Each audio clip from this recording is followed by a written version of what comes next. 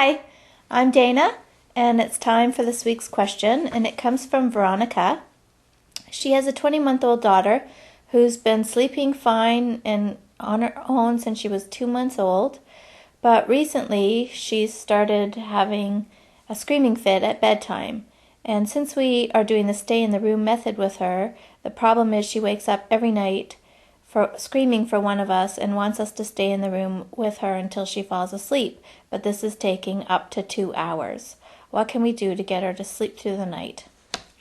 Well, this is a really good question, Veronica, and I think the red flag for me was when in your question you said you're doing the stay in the room method.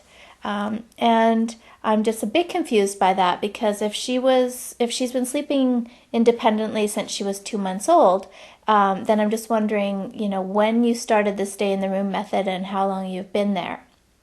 And this actually is a pretty common problem. People start out with the stay in the room method that's outlined in the Sleep Sense program. And things go well, as the nights move on and you get closer to the door, the baby's starting to find their own strategies for sleep and becoming less dependent on you. And so when you get to the door, what can happen for a lot of parents is you think, why do I want to rock the boat? She's going to sleep fairly quickly. She's not crying anymore. What's the big deal if I just sit here and wait until she falls asleep?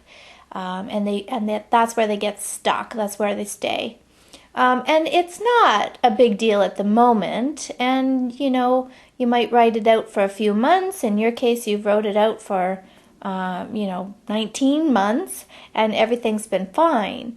But what I do find, though, is if people stall out somewhere in the plan, and it's usually when they get to the door, or even just by the crib. I've had some people who just stop, at night 3, they never move, and that's where they stay.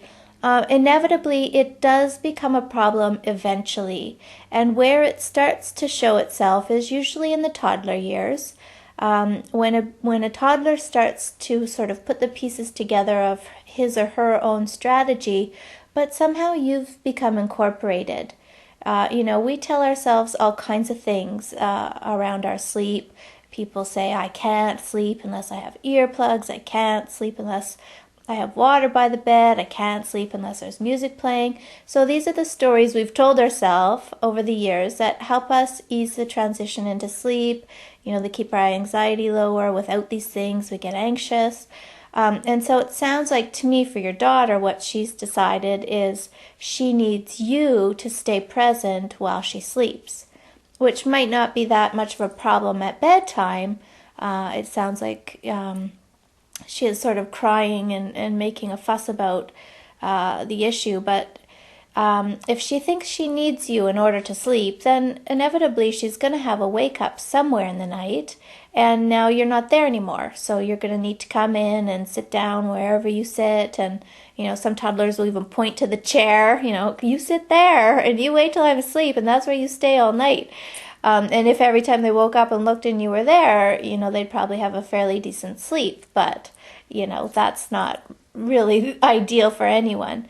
So what I would encourage you to do, let's just say you're stuck at the door, you're stuck middle of the room. I want you to, starting tonight, move to the next step. So if you're stuck by the crib, you move to the middle of the room. If you're in the middle of the room, you move to the door. If you're at the door, you make the transition out of the door. Now, what you can do with toddlers, if they're having a lot of anxiety, you can make the transition from being at the door to out of the room a little slower. So I would advise that you spend a couple of nights just partially out of view. So maybe she can just still see your legs, for example. And you'd spend 2 or 3 nights just partially out of view, and then you'd spend a couple more nights even more out of view, so maybe now all she can see is your feet. And then you might spend another couple of days all the way out of view, but still very close by, so that you could say your key phrase and she'd know, okay, I can't see you, but I know you're really close.